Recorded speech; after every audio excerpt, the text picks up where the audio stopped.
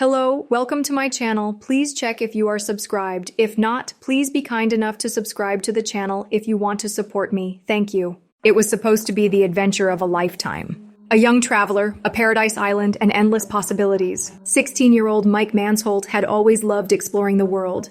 He had sailed across the Atlantic with his father, hiked through breathtaking landscapes, and seen places most people only dream of. But in the summer of 2016, his journey to Malta took a dark and chilling turn. One moment, he was riding a rented bicycle through the island's rugged cliffs. The next, he had vanished without a trace.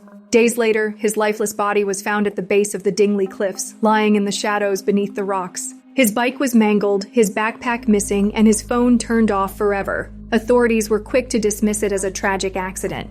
But the evidence? It told a different story. Mike didn't fall. What if someone wanted him dead? And what if Malta's authorities knew more than they were willing to admit? This is the true story of a case filled with secrets, missing evidence, and a cover-up that raises more questions than answers. A case where a boy's body was found, but his organs were not. And now we must ask, what really happened to Mike Mansholt? Mike Mansholt was never the kind of kid who stayed in one place for too long. While other children played in their backyards, he was crossing the ocean, climbing mountains, and exploring new landscapes. Adventure wasn't just something he enjoyed, it was in his blood. Born on August 20th, 1998, in Oldenburg, Germany, Mike grew up in a loving but complex family. His parents, Bernd and Suzanne, divorced when he was young. Both started new families, and Mike became an older brother to his half-siblings, Maria and Daniel. He loved them dearly. For him, family was never about separation, it was about connection. But his greatest bond was with the world itself. From an early age, Mike's life was anything but ordinary.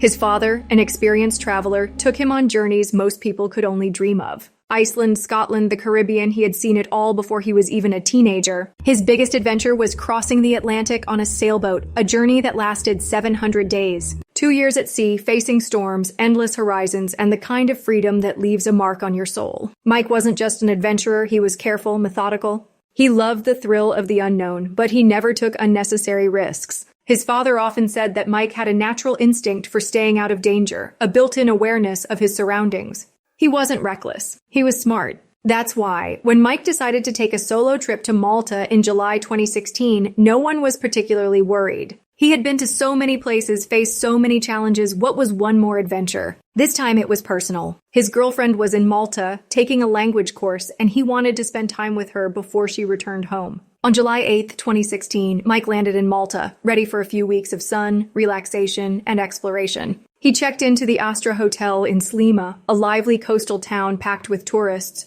For the first few days, he and his girlfriend explored the island, enjoying everything it had to offer. Crystal clear waters, ancient catacombs, towering cliffs.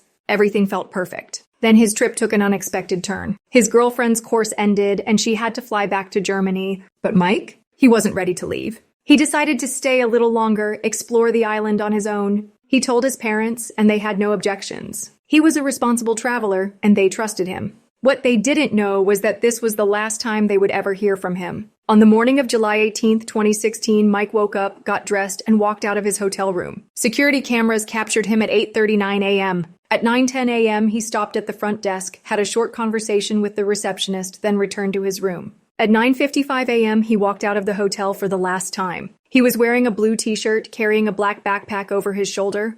Inside were his essentials, his phone, his GoPro, his credit card, some cash. He looked calm, relaxed, ready for another day of adventure. He walked down the street to a local rental shop and picked out a mountain bike, a black and blue Lombardo. At 10:11 a.m., he sent his father a voice message. The sun was already high in the sky as Mike pedaled away from the rental shop. The Mediterranean air was warm, the roads winding and steep. He had the entire day ahead of him, an open road and a sense of adventure pushing him forward. He had promised to send his father a picture, but that message would never come. As the hours passed, his phone remained silent. His family wasn't worried yet. Mike was independent, and it wasn't unusual for him to get caught up in his explorations. Maybe his battery had died. Maybe he had no signal. There were plenty of simple explanations. But as the day faded into night, unease crept in. At the Astra Hotel, Mike's room remained untouched. The bed was still neatly made, his suitcase in the same spot he had left it. His return flight was coming up, but there was no sign of him. Then, the day arrived, July 22nd, the day he was supposed to fly home.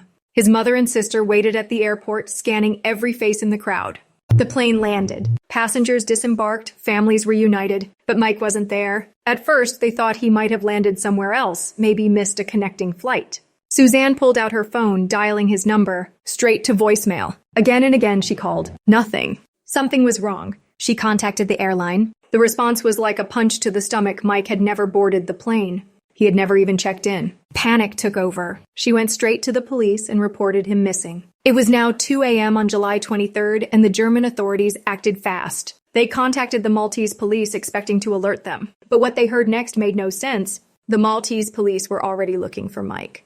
For 2 days, they had been searching. But no one had contacted his family. No one had told them their son was missing. The reason? That part was unclear. Some sources claimed the authorities didn't have the family's contact information. Others believed it was negligence. Either way, it made no difference. Mike was gone, and the search had already begun without the people who cared about him the most. Bernd Mansholt was in Croatia when he got the call. His son had disappeared, and nobody knew why. He didn't hesitate. He booked the first flight to Malta, bringing his other son Daniel with him. As the plane descended toward the island, he tried to keep himself together. Maybe Mike had just gotten lost. Maybe he was hurt somewhere, waiting to be found. He clung to those possibilities, but deep down, a terrible thought was growing. What if Mike wasn't coming back? The search for Mike spread across the island. Flyers with his photo-covered walls, lampposts, and shop windows. His father walked the streets, showing his picture to strangers, asking the same desperate question, "Have you seen my son?" But no one had answers. The Maltese police claimed they were doing everything possible. They checked hospitals, ferry ports, even security footage from businesses around the island. But every lead led to a dead end. It was as if Mike had vanished into thin air. Then on July 26th, 8 days after he was last seen, the police received a call. An anonymous tip. The voice on the other end was calm, almost indifferent. They gave no name, no explanation, just a location. Dingley Cliffs, the highest point in Malta. A place where the land drops off into the endless blue of the Mediterranean. Tourists visited for the view. Locals warned of its dangers. It was beautiful. It was deadly. A search team was dispatched immediately. Police officers, sniffer dogs, paramedics. News of the tip spread quickly. Journalists arrived with cameras. And Bernd Mansholt, desperate for answers, rushed to the site with Daniel. The search didn't take long. Near the edge of the cliffs, the dogs picked up a scent. A few meters down, hidden under a rocky overhang and thick bushes, they found him. Mike's body lay there motionless, as if the earth itself had tried to conceal him. His bike was found higher up, lodged in the rocks, twisted and broken. His sneakers were nearby, as if they had been removed, but his backpack was missing. His phone, his GoPro, his money all gone. As the police surveyed the scene, something felt off. Mike's body had no obvious injuries, no broken bones, no deep wounds. He had supposedly fallen from the cliffs, but the damage didn't match the story. A fall from that height should have shattered bones, left unmistakable trauma, but there was nothing. One of the officers stated it plainly. He must have fallen. Bernd stood there, staring at his son's lifeless body. The words didn't make sense. Nothing about this made sense. Something had happened to Mike, something no one wanted to talk about. Mike's body was transported to the morgue in Malta, where an autopsy was performed. The results were vague, almost dismissive. The official cause of death? A fall from the cliffs. Case closed. But Bernd Mansholt wasn't satisfied. The injuries or the lack of them didn't add up. A fall from that height should have shattered his son's bones, left severe trauma, visible signs of impact. Yet the Maltese authorities insisted that Mike had simply fallen, broken his neck, and died instantly. The problem? There were no broken bones. Bernd pushed for answers. The Maltese authorities avoided him. He asked about his son's missing belongings, his backpack, phone, camera. No one had any explanation. He asked if anyone had checked his son's internal injuries, if there were signs of something other than a fall. Then came the moment that changed everything. On August 17, 2016, nearly a month after Mike's disappearance, his body was flown back to Germany. As soon as it arrived, something felt wrong. The coffin was too light. When the funeral home staff opened it, what they saw left them speechless. Mike's body was empty. His organs were missing. No heart, no lungs, no liver, no kidneys, no stomach, no intestines. Nothing. His body had been completely hollowed out, as if something or someone had taken them on purpose. His father demanded an explanation. The answer from the Maltese authorities? His organs were eaten by rats. It was absurd. There were no bite marks, no evidence of scavenging. The German forensic team confirmed it. Mike's body had been tampered with. Someone had removed his organs, and it hadn't been animals. The Maltese officials gave another theory. His brain liquefied in the sun. Bernd was furious. His son had been found in a shaded area under rocks and bushes. The temperature had never been high enough to cause such decomposition. This wasn't nature at work, this was a cover-up. Something had happened to Mike Mansholt, and Malta was hiding the truth. The more burned Mansholt pressed for answers, the more resistance he faced. The Maltese authorities dismissed his concerns, shutting down every attempt to investigate further. They insisted that Mike's death was nothing more than a tragic accident, despite the growing evidence that something far more sinister had taken place. Mike's missing organs were the biggest red flag. In a standard autopsy, organs are either placed back inside the body or preserved for further examination. Yet here, they had simply vanished without documentation, without explanation. Bernd wrote to the Maltese forensic team, demanding to know where his son's organs were. Their response was chillingly indifferent. "We don't know."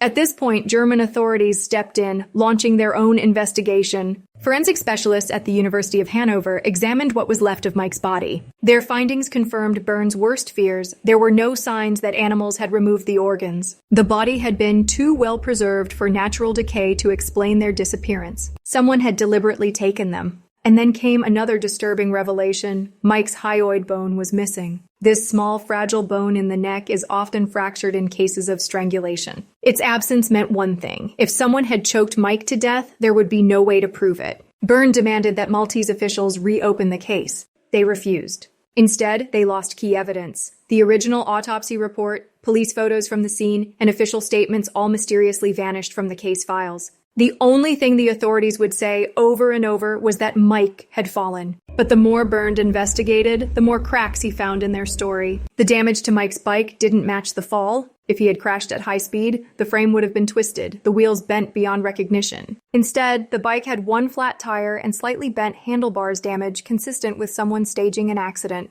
Then there was the fresh hay found near Mike's body. It wasn't local to the cliffs. It had to have come from somewhere else, possibly transported there on someone's shoes. When Bernd asked a nearby farmer about it, the man became tense, defensive like he knew something but wasn't willing to talk. None of it made sense. The stolen belongings, the missing organs, the lack of injuries, the erased evidence. It was no longer just a tragedy. It was a crime that someone was trying to cover up. With every unanswered question, the mystery surrounding Mike's death deepened. If he didn't fall, if his injuries didn't match the story, if his organs had been deliberately removed, then what really happened to him? The first and most obvious theory was murder. Someone could have attacked Mike, taken his belongings, and thrown his body off the cliffs to make it look like an accident. But that didn't explain everything. His hyoid bone was missing, suggesting possible strangulation. His organs had been removed, something a random thief wouldn't do. And if it had been a robbery, why would they bother making his death look like a fall? Then there was the theory that no one wanted to say out loud, the one that explained the missing organs. Organ trafficking? Mike was young, healthy, strong, a perfect target. His body showed no signs of a violent struggle, no defensive wounds. If someone had drugged him or restrained him, it would explain why there were no signs of a fight. If his organs had been taken by professionals, it would explain why they were removed so cleanly without damage, without evidence. The theory wasn't impossible. Malta had been rumored to be a hub for illegal activities, hidden beneath its reputation as a peaceful tourist destination. If someone on the island was involved in organ harvesting, covering up a murder wouldn't be difficult, especially if the authorities were willing to look the other way. But there was another possibility. What if Mike had witnessed something he wasn't supposed to see? The fresh hay near his body suggested that someone had been there recently. The strange reaction of the local farmer, the missing security footage, the erased police records. What if someone on the island knew exactly what had happened? Bernd wasn't the only one asking questions. German journalists began investigating the case, trying to get answers from the Maltese police. Every door they knocked on was shut. Every request for information was denied. No one wanted to talk about Mike Mansholt. By the time Bernd realized that the truth might never come out, he had one final question left. Who was the anonymous caller that led police to his son's body? The answer? No one knows. Or at least no one is willing to say. Bernd Mansholt had fought for answers, but the walls around the truth only grew higher. The Maltese authorities had closed the case. The German investigators, despite their best efforts, had hit a dead end. Too much evidence was missing. Too many lies had been told. He had asked for his son's organs to be returned, only to be told that they had disintegrated. He had asked to see the original autopsy report, only to find it had been lost. He had asked for the police photos from the scene, only to hear that they never existed. It was as if someone had erased every trace of what really happened. In January 2018, under pressure from the German government, Malta briefly reopened the case, but only to reaffirm their original conclusion. They called it a tragic accident, dismissing any alternative theories as conspiracies. The missing organs? Natural decomposition. The missing evidence? Clerical errors. Bernd returned to Malta one last time, hoping to speak with the officers who had worked on the case. They refused to meet him. A German newspaper that had followed the case from the beginning tried to get an official statement from Malta's Justice Department. No one wanted to talk. The silence was deafening. Bernd had spent almost 2 years fighting for his son. But he was exhausted. The system had beaten him. He went home. Mike was buried in Oldenburg. His family, his friends, his girlfriend, everyone who had loved him stood over a coffin that held only part of him. To this day, the Maltese authorities insist that Mike Mansholt fell from the cliffs. They say there is nothing more to investigate, that it was all just a tragic accident. But those who have followed this case, investigators, reporters, even the German government, don't believe that story. Maybe Mike Mansholt was murdered. Maybe he was targeted. Maybe he was just in the wrong place at the wrong time. We may never know the full truth.